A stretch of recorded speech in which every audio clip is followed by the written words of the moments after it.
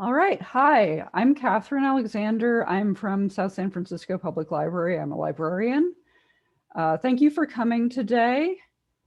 And as you might have noticed, just as a logistical thing, this is a webinar, so you won't be able to unmute yourself. You won't be able to start your own video. The exceptions being, of course, the panelists. If you would like to ask questions via voice chat, you can do so at the end. We will be unmuting people when they raise their hand after Dr. Shiue is done with her demo and her talk. For those who would like to ask questions via chat or via the Q&A, you're welcome to do so anytime, and we will begin answering them during the demo, especially questions relating to that, so that you don't get confused. Let's see. And I will be reading those questions off. So if we don't get to you right away, rest assured we will later. Since you have signed up for this, you will receive a link to the recording within the next week or so. We do edit those manually, so it can take a little bit of time. The recording will have closed captions. And now our presenter, Dr. Linda Shiue, is a chef and physician. She is the founder of Thrive Kitchen, which is a teaching kitchen for patients. And her first cookbook, which she has in front of her, and you should see on your screen as well, Spicebox Kitchen, Eat Well and Be Healthy with Globally Inspired Vegetable-Forward Recipes, was published about a month ago on the 16th of March. And I believe she will be sharing information on where you can buy a signed copy if you would like. There are also copies available via the Peninsula Library System, although there is a wait list for those. And with that, I'm going to stop my video and I will hand it over to Dr. Shiue. Thank you, Catherine, and good afternoon, everyone who's here. Thanks for coming to this virtual event. Spicebox Kitchen turned 1 month old yesterday, and I've taken a couple weeks off of doing events for it. So I'm really excited and refreshed to talk about it again, and I'm excited to share it with you. So I'm first going to read an excerpt from the book, talk a little bit about myself, why I wrote this book, and all of that. And then that will follow with a brief cooking demo as we discussed, and that you all have the recipe for.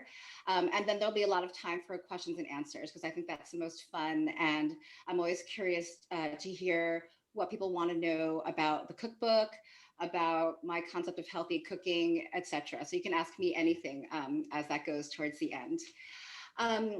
So first, as Catherine kindly introduced, I'm a doctor and also a chef. Those two things didn't happen at the same time. I have always been a food lover, and I actually took my first cooking class when I was a child. I was 7, and that was in my local public school system in Long Island, New York. But it took me about 40 years to go to cooking school. In between, I went to school, I traveled, I ate a lot of different food, I experimented in the kitchen. And I never thought that food would be an official part of my job as a doctor, which I had envisioned doing also from early childhood. And so I'd been in practice as a primary care doctor for about 10 years when I had the epiphany that food had to be part of how I took care of patients. I went to a continuing medical education conference called Healthy Kitchens, Healthy Lives, which is held annually at the Culinary Institute of America. For the last couple of years, it's been virtual, of course, and it's co-sponsored by the Harvard School of Public Health. And the reason why that conference was so pivotal in my career is that it not only reviewed the science of nutrition and how that relates to health and disease, but it introduced the concept that you could have really delicious food that was also supportive of health. And I knew that vaguely before, but something about actually seeing it, eating it, and actually cooking that food with chefs who were focused on teaching that lesson made me realize that it was a skill that I wasn't sure if I had at the time, but that I could develop to share my knowledge and my love for food with patients as another tool in my toolkit or in my doctor's bag, figuratively speaking, to help patients. Because food is medicine really means that food is the foundation of health. I really strongly believe that. I see that every day in my primary care practice. Before that, I felt like I was giving almost lip service to this idea, and usually just referring patients to a dietitian if they had a condition that I thought was directly linked to their eating habits, things like diabetes, cholesterol, etc., heart disease. But I wasn't really talking too much about food, and I certainly wasn't teaching people how to prepare that food. But I felt like I needed to, both because of my love of food and my passion for cooking, but also because I felt like there was a missing link, that people were being given lists of foods not to eat most of the time, possibly being given lists of food to eat, rarely given a recipe, but never shown how to prepare that. And I understood that a lot of people these days don't cook, still don't cook. This is now going back 10 years that I'm talking about. And I thought, well, we need to change this. Otherwise, things aren't going to change. I'm just going to keep writing prescriptions for people. And, that's not really satisfying. It's not really changing the status quo. People weren't necessarily getting better with every prescription that I wrote. And there is a question I do see here in the chat, if my recipe that we're doing today is diabetic friendly. Yes, it is.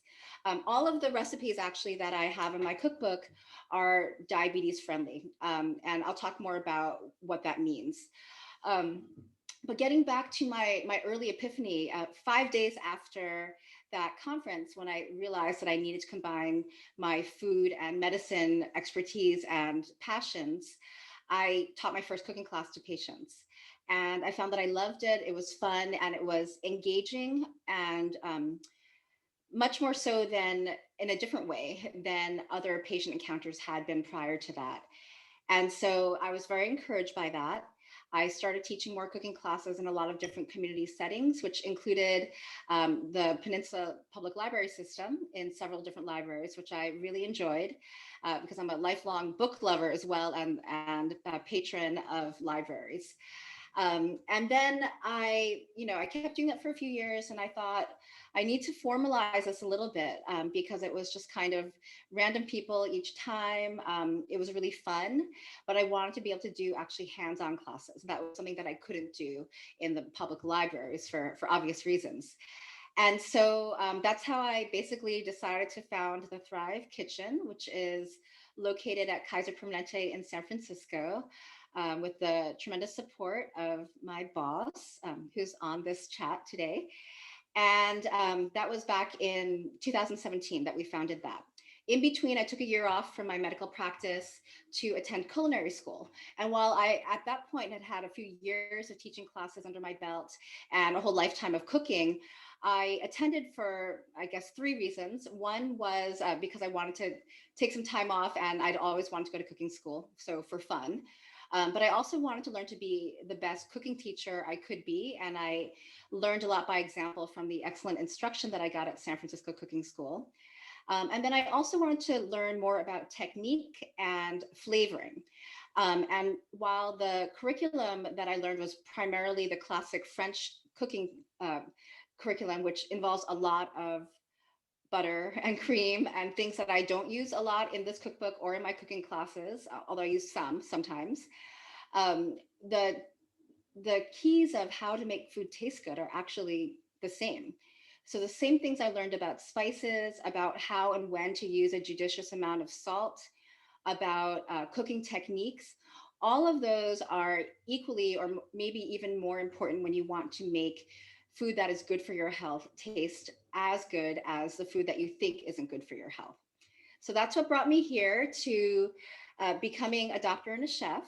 And I wrote Spicebox Kitchen because not everybody can attend my cooking classes. They're very small, although I encourage you to do so. We're now starting just this month with virtual classes at Kaiser Thrive Kitchen. But prior to that, they were limited to 12 people at a time, just because that's the right size for hands-on cooking classes. And that didn't work well for people, who didn't live in the local area. And so I thought, what can I share with more people? Everywhere, anywhere around the world, ideally, who can replicate the experience of Thrive Kitchen cooking classes in their own kitchens, replicate the flavors that I try to introduce to people. So flavors from around the world, to diversify the idea of what healthy food is, and to introduce people to spices. And so that's how this book came about. And again, it was published just a month ago. It focuses on what I call vegetable forward recipes. What that ends up meaning is that the recipes are vegetarian, vegan, and or pescatarian, mainly vegetarian in this cookbook. They come from around the world because I do think one of the main misconceptions about healthy cooking is that there's only one type of healthy cooking, what I've started to call during these book talks, the kale and quinoa diet. And those are two ingredients which I love and which I do feature in the book and I eat all the time and are excellent for your health. But what I mean to say when it's not just the kale and quinoa diet is that there's not only one way to eat healthy, and that in fact, most of the traditional cooking cultures around the world were plant-based to start with and have always been. And that people can look into their own family and cultural traditions and reclaim them and find what's healthy in them. Because before the westernization and globalization of food and nutrition, most people around the world ate better than we do now. And what that really alludes to is that a lot of the food that has influenced the rest of how the world eats is processed food. So that's message number one. The more we move away from eating processed food, highly processed food, meaning packaged food, the better your health will be. And the way to do that is to cook at home. And so that's why you need to learn how to cook. And that's why you also need to have some recipes that will make it exciting. And so that's where the spices come in. Much of the world uses spices in their cuisines much more than we do in North America, where it's a lot of salt and pepper, sugar and fat, especially in restaurant cooking. And spices are a great thing to add to your cooking for many reasons. One, it makes it much more interesting. There are so many spices, so many flavors. Two, in this time of the pandemic, in this past year when we've been unable to travel, and I'm a big travel lover, a big explorer of other cultures, spices are a way to bring some of those other places into your home kitchen. And then finally, as relates to my work as both a doctor and a chef, spices were our first medicine. You know, before we had pharmaceuticals, we had spices. Many spices have health properties. Many of you probably know that turmeric is a potent anti-inflammatory. In fact, it works in much the same way that ibuprofen, that's Advil or Motrin, works in your body to decrease inflammation and decrease pain. And so that's just one example. You know, there are many others of spices that have health properties, and it's actually very interesting. And people are doing some research on this now to provide some scientific evidence and proof about this. But other cultures have always known this. Cultures that have used spices in their cuisines have used them for these reasons. Another example of a spice is ginger, which either in its fresh root form or dried and powdered has great properties for actually inflammation and immunity as well, but also for gastrointestinal symptoms like nausea. So, you know, people who have had morning sickness during pregnancy sometimes can get by when it's pretty mild with incorporating ginger either in a tea or eating it as a ginger chew or putting it in their food. So that's another very direct example of the health property of a spice. Garlic, another really common thing that some of you may not think of as a spice. It's an aromatic that adds a lot of flavor to food. Actually, can help lower your blood pressure. It can lower your cholesterol. So, in so doing, is very heart healthy. And the great thing about using spices is that you don't really have to think about it. It's not really a dose. I'm not actually prescribing this to you as X number of milligrams or advising you to take these things in capsules or supplements. You could do that as well. But I think the idea that I like to promote really is that you'll get all the benefits of having spices in your food, as well as the flavor. And you'll also be able to get the, innumerous other components and compounds that are present in food that are not isolated when we extract it into a capsule. That's a very common question that people ask me is, can I just take a supplement instead? So I'm going to, now that I've talked about why I do this and sort of my approach to what is called culinary medicine, which combines the art of food and cooking with the science of nutrition and medicine. Let me read you a brief excerpt from the book, and then I think I'll give you a little bit of a tour of the book with some of the key recipes in it, and then we'll move on to the cooking demo. Could I have the next slide, please, Catherine? So this is a picture of a spice box, the Indian masala daba, and it's just a great way of keeping your favorite spices nearby when you're cooking. And you can see they're beautiful. Spices are just a great way to add a lot of color to your food as well. So here's the excerpt. Eating well is about food and health, but equally also celebration and community. There's a world of flavor, and the passport is spices. I connected my lifelong love of food and cooking to my work as a physician 8 years ago when I attended a medical conference that transformed the way I practice medicine after a decade as a primary care physician. At that time, I was feeling burned out. I knew that I was helping my patients, but I didn't feel that I was making an impact in the way I really wanted. Despite my support and my advice, my patients struggled to lose weight, to control their cholesterol and blood pressure and blood sugar, and they were tired, anxious, and depressed. I wrote many prescriptions for cholesterol medications, for blood pressure medications, for diabetes medications, and for antidepressants and sleep aids. My patients didn't feel better, and I felt ineffectual. So I pulled out my prescription pad and wrote a prescription for kale chips. So that's the story that I started to tell you a little bit before. And then to talk about the cookbooks, most healthy cookbooks focus on nutrition over flavor, but these recipes celebrate eating for pleasure. At my table, food is meant to be savored. I won't prescribe you a diet, advise you to count calories, or tell you what to eat. I believe that our food choices should be personal. The best diet for one person may not be the best for another. I do recommend that everyone eat mostly plants for many reasons, including taste, variety, the environment, ethical concerns, and of course, health. My goal as a physician is to improve patients' health by inspiring them to cook more and eat more vegetables. My goal as a cooking instructor and recipe developer is to get people to love and crave vegetables by showing them the many ways to prepare them deliciously. So that pretty much sums up what the book is about and what the recipes are about. So again, this is the book here, Spicebox Kitchen. The first section is a little bit about nutrition and cooking instruction. That's called Healthy Cooking 101. I consider a primer on cooking basics like how to stock your pantry, how to plan meals, how to meal prep. And it has a whole glossary of the nutrition of what I consider the healthiest ingredients that I really want you to keep as the basic building blocks of your pantry and cooking. And in your diets. I also have a whole glossary of spices, not just the few that I mentioned, but many others, and how to use them and get the best flavor out of them in your cooking. Next slide, please. So these are what I'm calling the key foods or the building blocks of a healthy diet. Legumes, beans, lentils, and what are called pulses. These are really essential components in diets that maybe a lot of people don't eat enough of. Some people do. They're great sources of protein, fiber, antioxidants, and many vitamins and minerals. Next slide, please.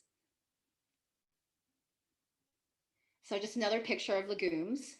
So one thing that I encourage all of you to explore a little bit more, and in this book, which goes through the cuisines of 4 different cultures, I include legume recipes in each of them. Next slide, please. The next group of healthy ingredients are leafy greens. I have a cooking class every year called Eat Your Greens because when people ask me, what do I need to add to my diet? If it's just one thing, I say eat more greens. So the same things that our mothers and grandmothers have been telling us forever is actually true. Next slide, please. So whether your greens are leafy or more cabbage shaped like these Brussels sprouts, this is a recipe from the book. Greens add fiber, which is really kind of an under-incorporated part of many people's diets. Fiber, lots of vitamins and minerals, as well as protein to your diets. And again, most people don't eat enough of them. I try to eat them 3 times a day. And so again, these are used throughout Spicebox Kitchen in all the recipes. Next slide, please. Whole grains is the next category. So this is the third category of healthy ingredients that I want to encourage you to include in your diets. As in contrast to refined grains like white rice, white flour, whole grains have fiber, they have antioxidants, they have B vitamins, magnesium, iron. These are all the things that are stripped from grains when we refine them into kind of the softer, more common forms that we have out there. But there are so many great whole grains there. They're also just a great way to add variety and more flavor and texture to your cooking. This picture here is of the Jamaican rice and pea recipe that's in Spicebox Kitchen, and that recipe is made in a rice cooker. Could also be made in an Instant Pot, and is a good example of how you can kind of set it and forget it with whole grains and have a delicious meal without too much effort. Next slide, please. This is another recipe from the cookbook. This is the Turkish Bulgur Pilaf, and Bulgur is a whole wheat whole grain, very simple to cook, and it's also very diabetes friendly. Actually, it has a very low glycemic index, and so it also is. This recipe incorporates some different spices that you may not normally incorporate into your cooking. So just like with all the other key ingredients, I try to show you many different ways to cook with whole grains throughout the cookbook. Next slide, please. So one other key message in my cooking classes and in my nutrition counseling is to eat the rainbow. This picture of the gado-gado, which is an Indonesian salad that's in Spicebox Kitchen, is really beautiful, right? It has all the colors of the rainbow. And the reason for that is not just that we eat with our eyes first, right? It has to be visually appealing. No matter what you're cooking, make it look pretty, make it like in a restaurant, because it will taste better if you do it that way. It's a way of being mindful in our eating and our eating choices. But importantly, the different colors of produce also correspond to different nutrients and antioxidants. So without even having to think about it too much, if you are getting most of the colors of the rainbow in your diet, either at each meal or over the course of the day, you can feel pretty confident that you've covered basically what's in a multivitamin. And so it's a simple concept, but I think essential for healthy eating for everybody. Next slide. All right, now I'm going to get to the second half of the book, or second 3/4 of the book, which are the recipe sections. So as I mentioned, there are 4 sections. It's California, where I've lived for the last 20 plus years. And these are 2 of the recipes from that section. The one that you see on the left is for ginger and orange oatmeal, and the one on the right is for chilaquiles verdes, which is made with tomatillos, some chili peppers, and a healthier version of tortilla chips, which are baked. Next slide.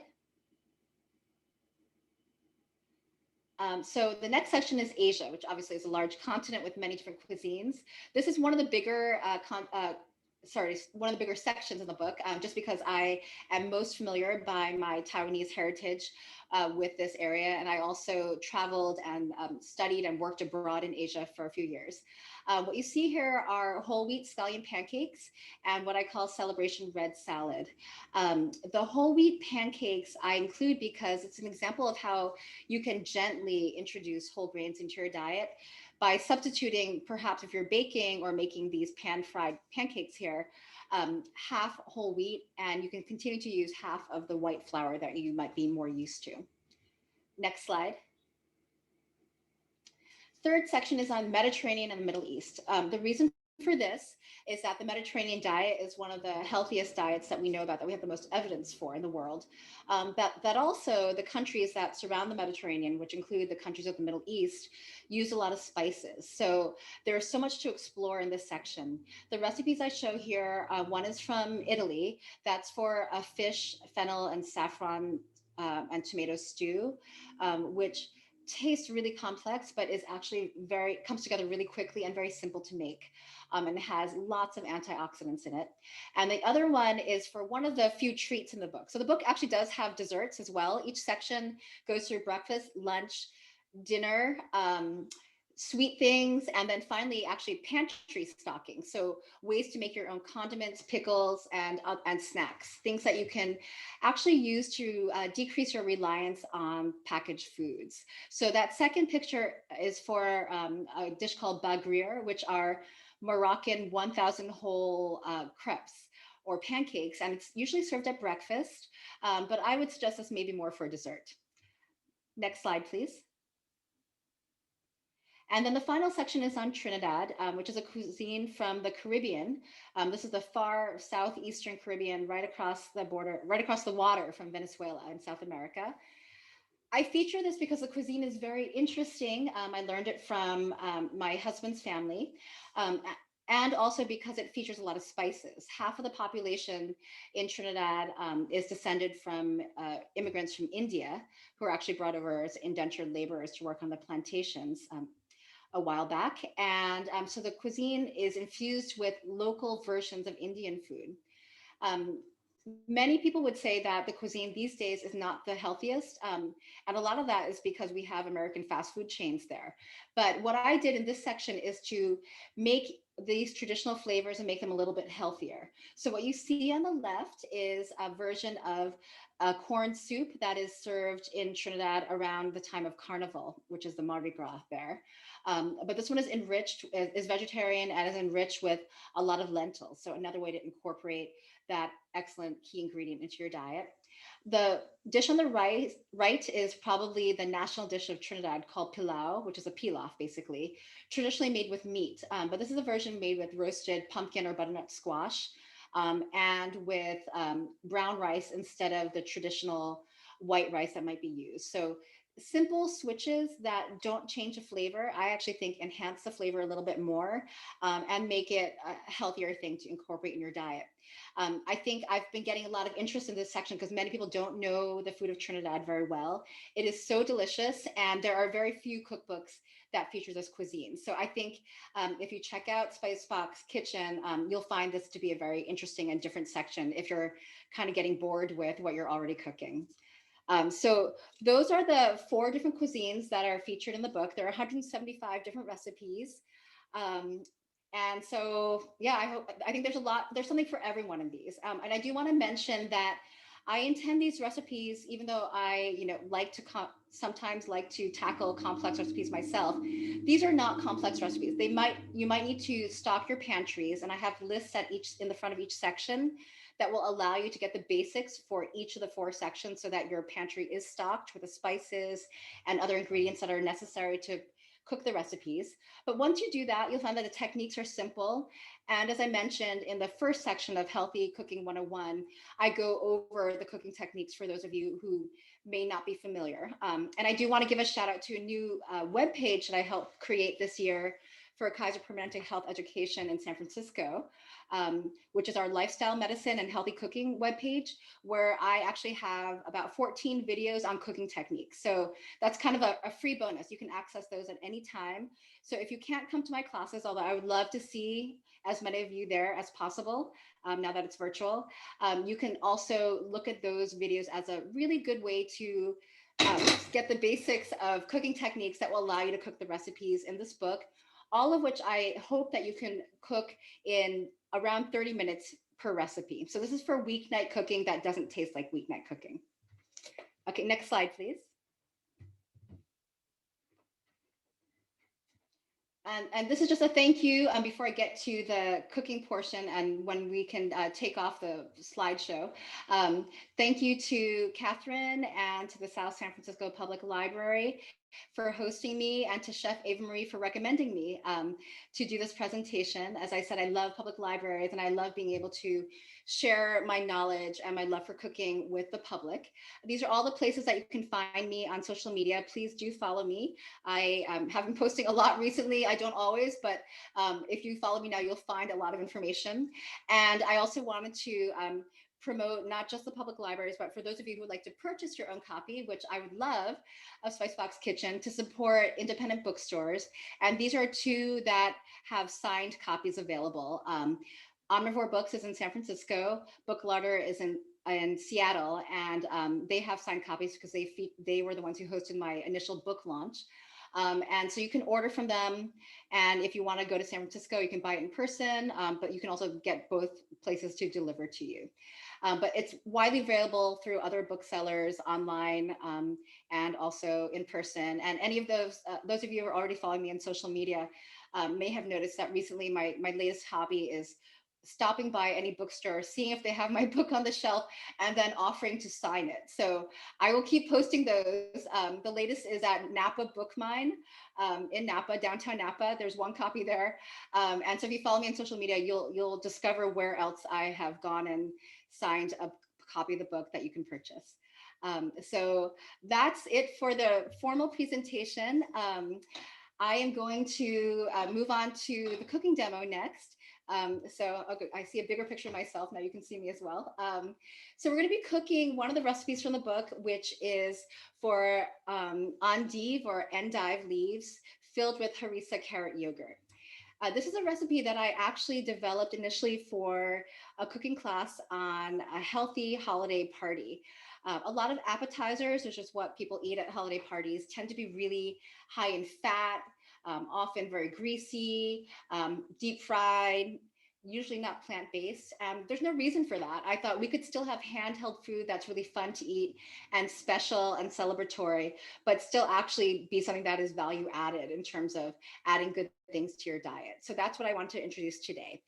So this is for when, and if anyone is cooking along, hopefully you've had time to get your ingredients prepped, because we'll be doing this pretty quickly. I'm going to make the filling first, which is made out of grated carrots, chopped pistachios, garlic, and then for the spice, harissa, which is a spice blend from Morocco that features cayenne pepper, paprika, cumin, coriander, a few other things. And so in the recipe, I suggested a few substitutions if you can't get harissa. Harissa is available sometimes as a paste, but also sometimes as a powder, which is what I've used here. And in the book, I give a few suggestions for places locally and nationally that you can get harissa and other spices in the book. All right, so without further ado, I'm going to start this.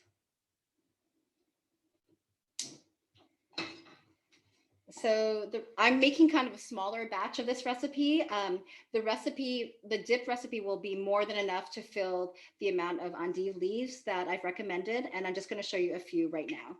So I'm going to warm some olive oil in a pan.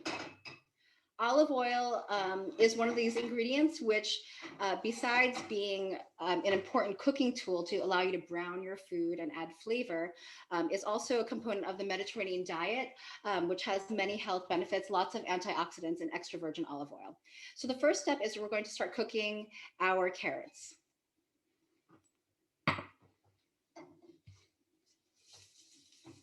And I'm going to actually tilt the screen down a little bit to get a better view. Okay, so my head's gonna be cut off a little bit, but you've seen me talking for a while now.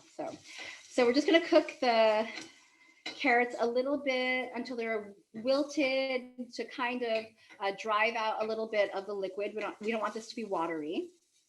And I just used a box grater to grate these carrots.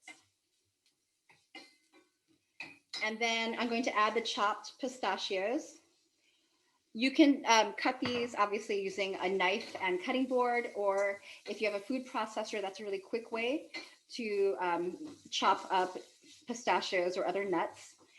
At this stage, we're toasting the nuts too. So toasting nuts is a great thing to do whenever you're using nuts in your cooking to bring out their crunchy texture and also to bring out some of their aromatic flavor because it releases their oils. Okay, and then I'm going to add a little bit of salt here. So I'm using kosher salt, which is non-iodized. This is the salt that I like to use because this fine kosher salt has less sodium per teaspoon by volume than standard table salt. And then finally, the garlic. So garlic can burn pretty quickly. So I add this last, so it's not cooking for too long. But basically, this is all we need to do before we add the harissa and add this to the yogurt after it cools a little bit. So I'm going to stop the heat right now and transfer this to a plate so it'll cool more easily. So quick hint on if you need to cool something quickly is to increase the surface area and to obviously transfer it from away from the heat and out of the hot pan that you've just cooked it in. So this applies in this case because I want this to cool pretty quickly. So I can add it to the yogurt. And also this can be used if you're cooking whole grains and want to use them in a grain bowl or a grain salad and may want that to cool. I recommend transferring it to a baking sheet, a cookie sheet, and spreading it out, as flat as you can, just like I'm doing with the carrots here. Again, to increase the surface area and allow it to cool more quickly. It'll also prevent the grains from clumping. So I'm going to move this out of the way, away from the heat so it can cool. While that's cooling, I'm going to show you a few more things that we'll need to make this recipe. So the first is, this is Endive or Endive. You can pronounce it either the French way, which I prefer, or the American way. Some of you may not be familiar with this. It's a bitter green. It's in the chicory family. And it has lots of antioxidants, lots of nutrition. But the key with it is that it's also just right for making as an appetizer. So I'm showing you how to prep this. And there are two colors. Colors, again, and sort of what the visuals look like. We eat with our eyes is really important. So I wanted to incorporate as much color in this as possible. So all you do here, and I know that light is kind of shining in a funny way, so I want to make sure you can see what I'm doing. Just peel each leaf off as close to the root as possible. And I'm going to do these alternating with the pale green and the purple. And these are going to be what we're filling our dip into. So again, I'm just peeling each leaf. And the way that I'm arranging it on the plate here is, I think, a pretty way to arrange it when you're serving it for guests. And hopefully we're soon going to be entering that phase of life again when we can entertain. And so you'll want to have a way to, you might have forgotten your skills of how to entertain, have a way to present something pretty for your guests, something special. All right, so I'm going to arrange it kind of in this flower petal arrangement here. So that's our endive to be filled shortly. The next thing I want to show you is how to chiffonade mint or other fresh leafy herbs. And so I have mint here, although it looks a little wilted now. I wanted to show you that the best way to store it is like a bouquet of flowers in a little bit of water. This mint was already a little bit wilted before I put it in the water, but we're going to pull off the mint leaves from the stem. Okay, so just pick them off. And what we're going to do is, as I mentioned, something called a chiffonade, or cutting into thin ribbons. And this is just a way of making it into a pretty garnish and getting some control over these mint leaves. That's very safe and very efficient in a knife skills technique. So I'm just going to make a little pile here of our mint leaves. Okay, so I'm going to stack them. And I just want to make sure you can see that. I'm just making a pile all in the same direction. So it'll be like this. And then I'm going to roll it into a tight bundle. And I'll come back a little bit because I think you can see it a little bit better. All right, so I've rolled it into a bundle. The French say in a cigar shape. I do not recommend cigars or other tobacco to anybody, but that's a shape. And then you're going to keep in that bundle and then basically just cut across as thinly as you can. And hopefully what I'm showing you here is how to properly use a chef's knife, which I'll narrate a little bit more, but I'm using a saw-like technique and I'm keeping my fingers out of the way and just gradually going to the end of my bundle. So I always start in the beginning of my classes to show you how to properly hold a knife. You're going to use your 3 fingers to grip the handle and then your thumb and forefinger to pinch the blade. This is the way the knife is designed to be balanced. You'll feel that it's lighter. And more importantly, you have control completely over it. You know where the blade is at all times. And the other hand is held in the C or claw grip with your fingertips out of the way.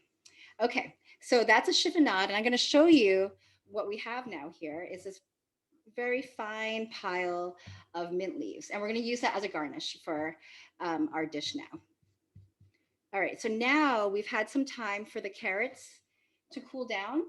And I'm just going to mix them into the Greek yogurt here. So the Greek yogurt is the nice, cool, and creamy filling that is going to make this into either a dip or a filling for these endive leaves. My carrots are still a little bit warm, so hopefully they won't melt my yogurt. And you're just going to stir it together and incorporate that. Some of the color from the carrots will mix into the yogurt and you'll get kind of a peach color. So I'm going to stir that through. A little bit more here I'm going to add.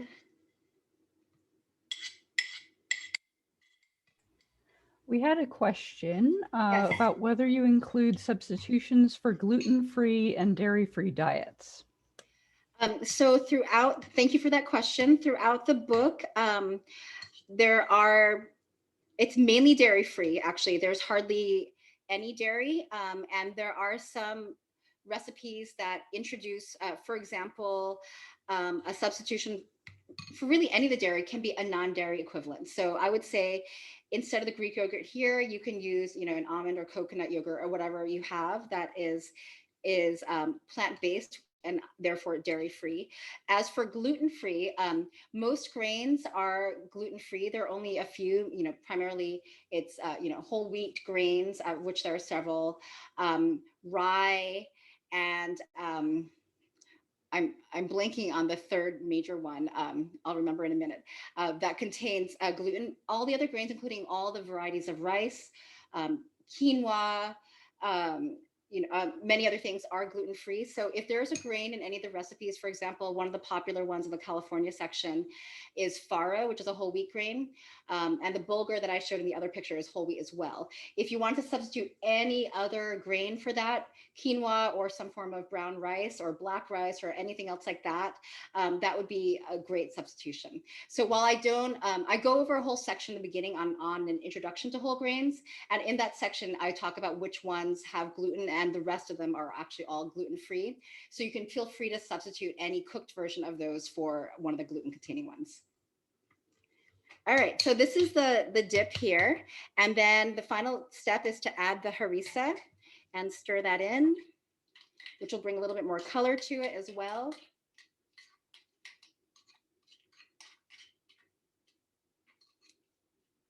And so that's what that looks like. You can use this literally as a dip as well for a crudité or whatever else you want to dip into it. But we are going to fill it in our endive leaves here. And so this is what we're going to serve as an appetizer. So I recommend the best appearance for this is to just add a little bit to the bottom, the root end of each leaf. Okay, so I'm going to fill each of these and then garnish them. It's also less messy to have only part of it filled.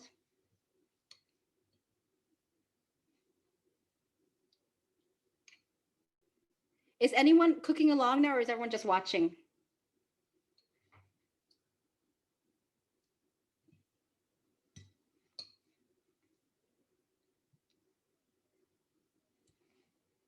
Okay, so I'm filling these and almost done with this plate, and then we'll garnish it. And I'll talk about the garnishes as well.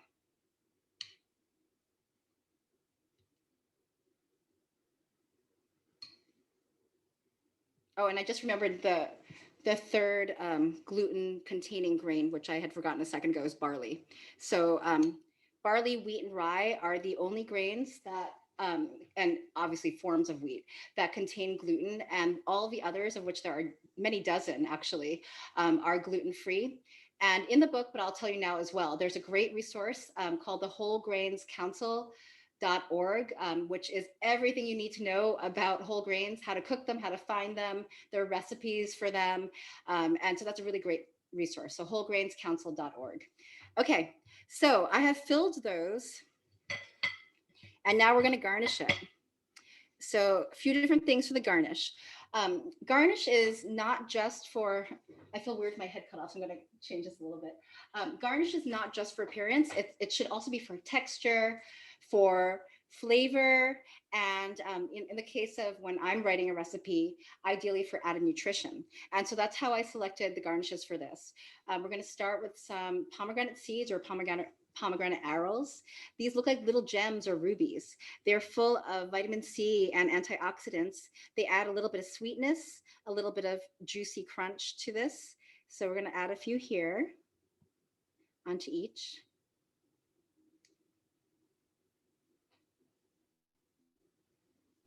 We had another, yes. Sorry.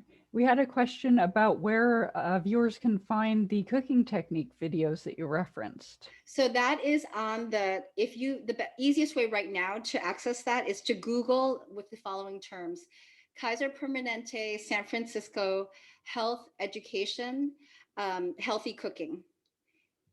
And that will bring you to the page that I've put together, and all the videos are located there.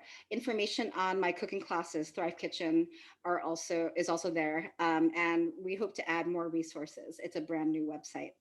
Okay, so now I've put the pomegranate seeds on this. The next garnish, which I'm going to add, are some more of those chopped pistachios. Again, a little bit of crunch is really nice to have.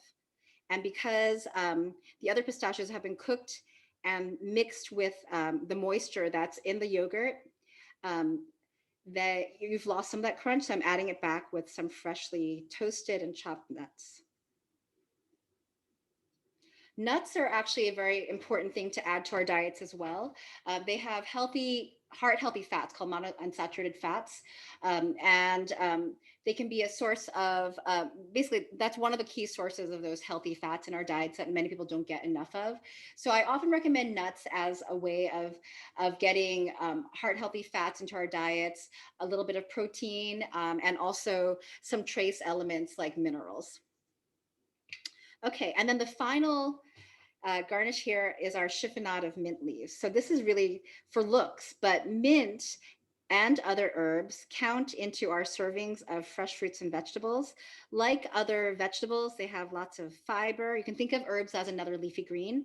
They have fiber, they have lots of antioxidants, they have minerals.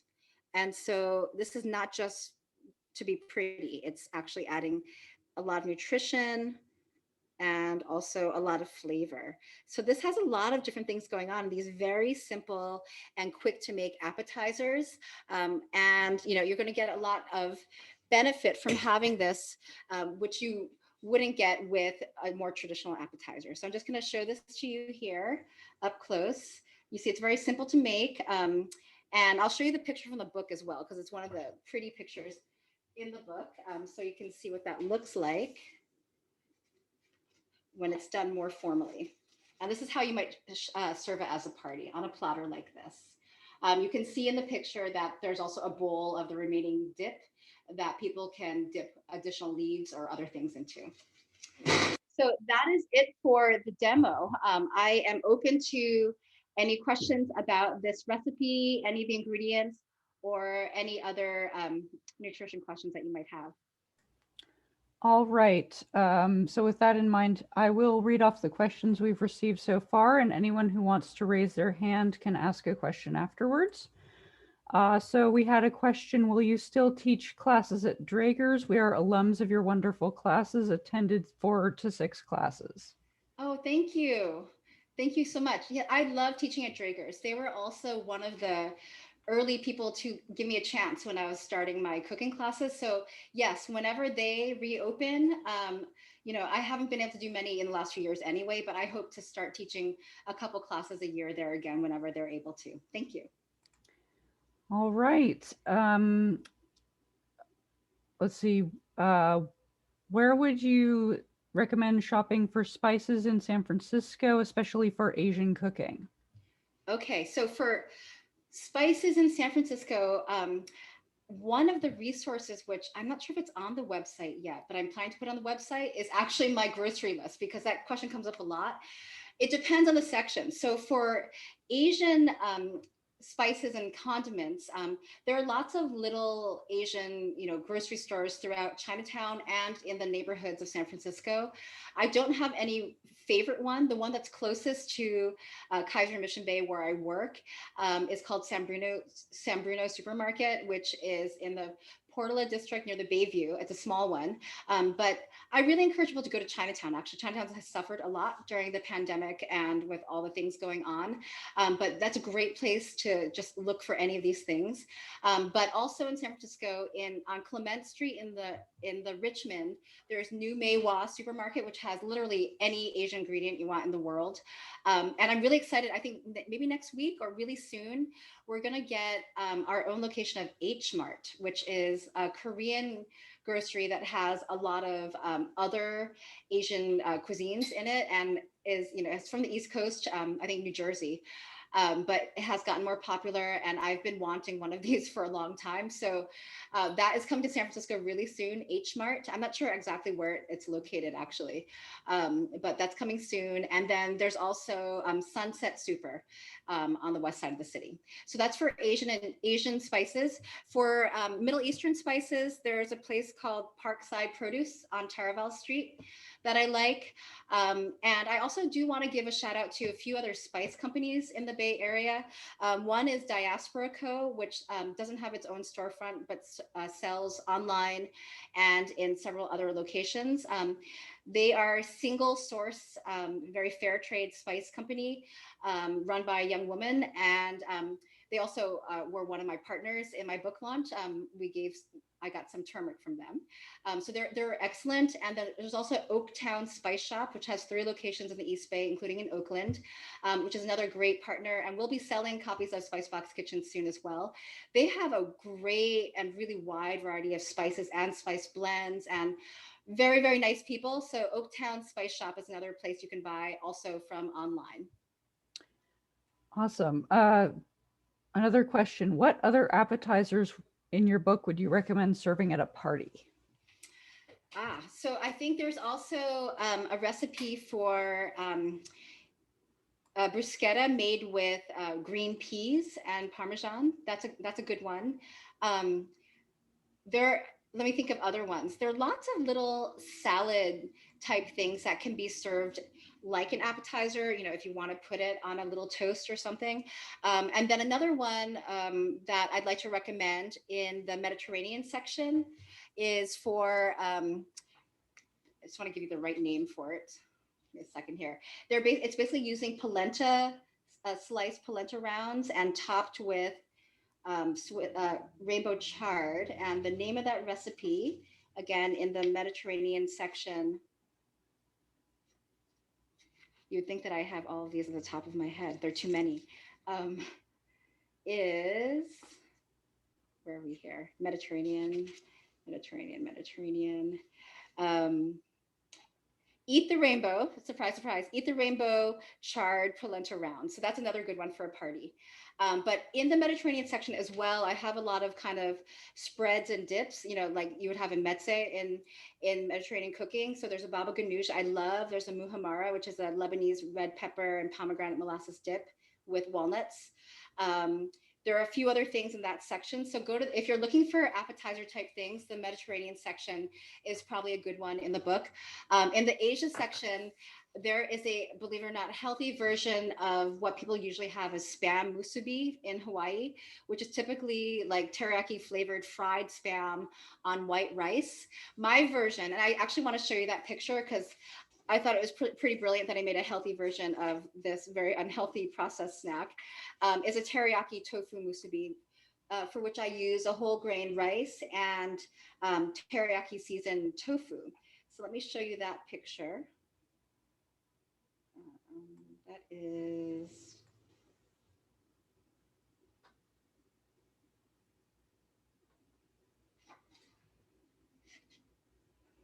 Sorry for the delay here. I'm trying to find it here.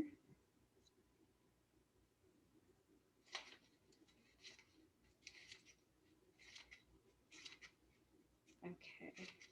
So you can ask me another question while I'm looking for that. Oh, here, yeah. Page 159.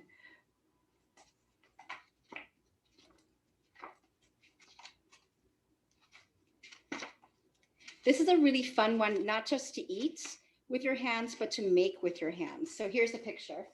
It shows, there's also a picture of the process. In this, you'll see that little plastic device is really nice. It's a musubi maker or mold. You can get in a Japanese supermarket. Nijiya is the one that I like to go to in Japantown. But you can get it elsewhere. And if you can't get one, you can actually shape these freeform with your hands as well. But it looks like the Spam version, but is much better for you and really fun to eat and make. So that's another appetizer that you can make. Excellent. So another question was about stores in San Mateo County that might sell the necessary spices.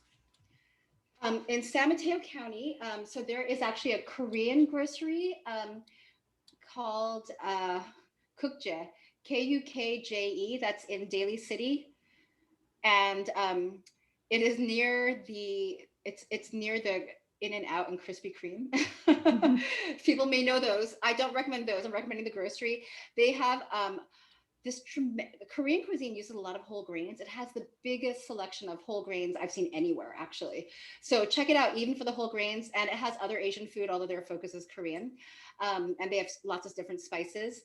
There's also 99 Ranch has several locations throughout the Bay Area, and there's one in Daly City off of Skyline, and there are others kind of further south in San Mateo County as well.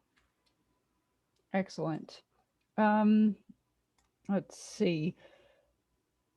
One question, can you share information about lifestyle medicine? Also commenting, Ava enjoys your Thrive Kitchen pop classes with Chef Scott. So Ava, is the question about what is lifestyle medicine or more about the programming?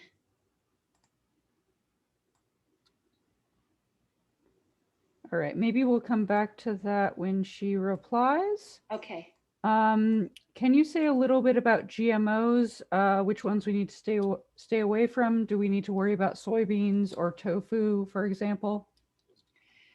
So there are still questions out there about GMOs or genetically modified products. The best, and this often comes up with tofu. So the simplest way to avoid GMOs, given the sort of the jury's still out on how dangerous this is in normally consumed quantities, is to get organic soy products, organic tofu, organic soy milk. Those are GMO free always. And I love our local producer, Hodo, Hodo Tofu, which is from Oakland. Excellent tofu products. But in any Asian supermarket, they will also have organic tofu. And I'm a big proponent of getting the soy milk that is sold in Asian markets, because that's all it has, as opposed to the ones that are sold in regular supermarkets. There is also a recipe to make your own in the Asia section. Excellent. And I'm going to unmute Leslie if you would like to ask your question. So I have a question. In your cookbook, do you have substitution recommendation for your recipe in case there's something that I do not want in it? Like I'm trying to stay away from dairy product and high sodium stuff and whatever else, and a diabetic recipe kind of thing. Yes, so my recipes are all pretty much low sodium. For example, I use very little salt, and you can certainly always reduce any amount of salt or any condiments that contain sodium. I use low sodium soy sauce, or for the Asian recipes.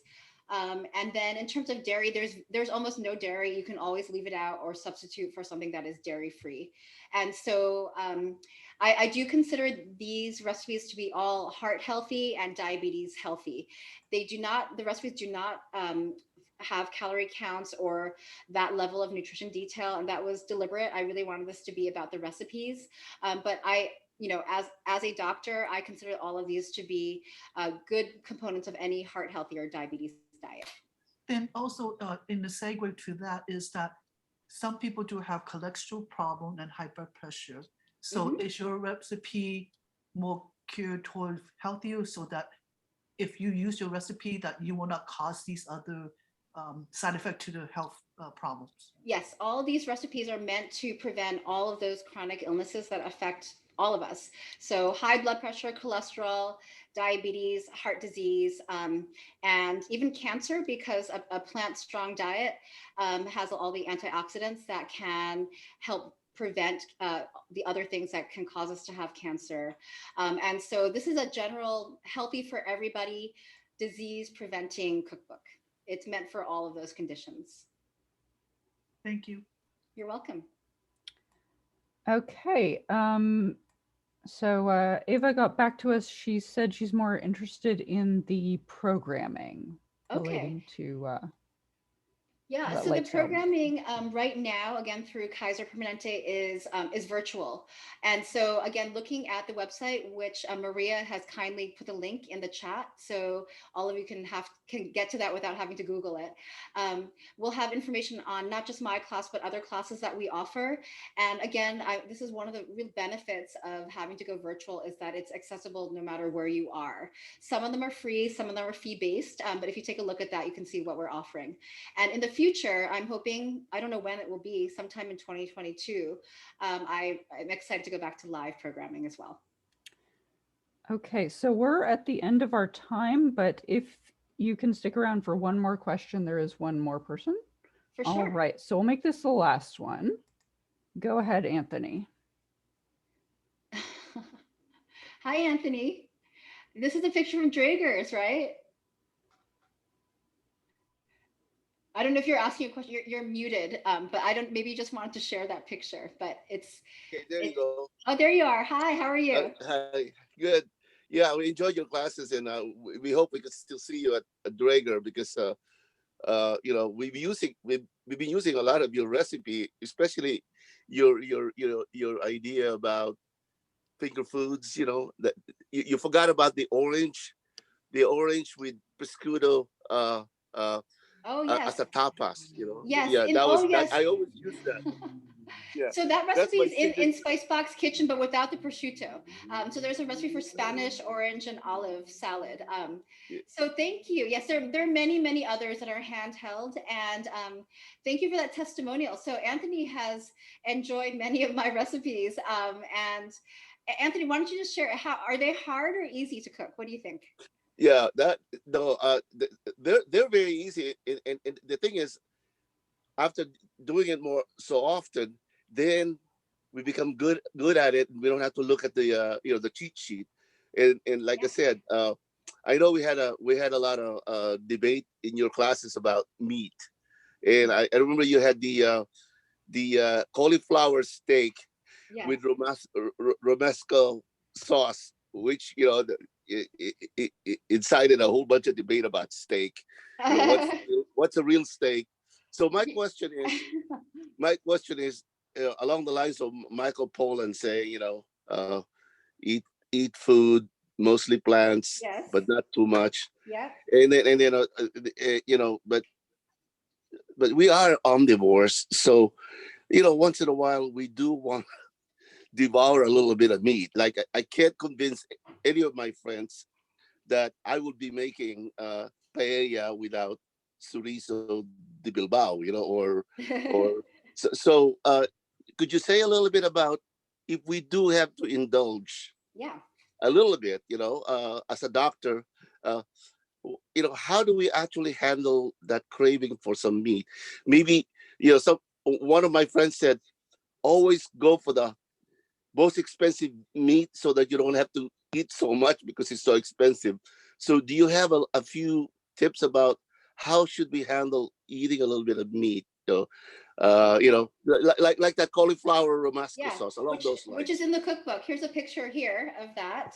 That's a cauliflower steak with romesco, and this is that orange. Oh, there's actually a different orange salad in here. This is an orange dessert salad.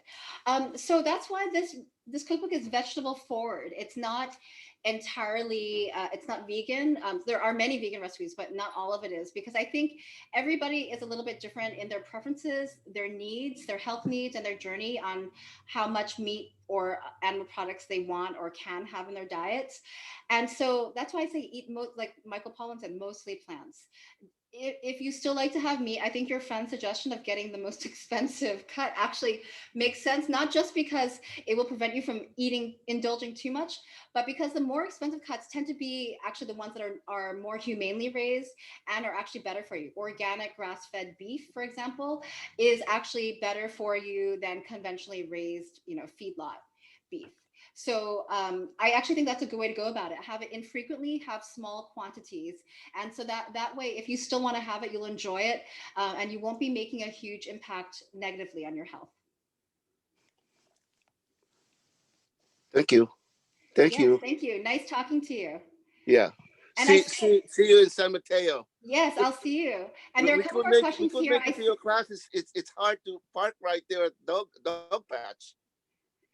Virtual classes now for everybody. So there are a couple more questions I see in the chat I want to answer, or maybe just one.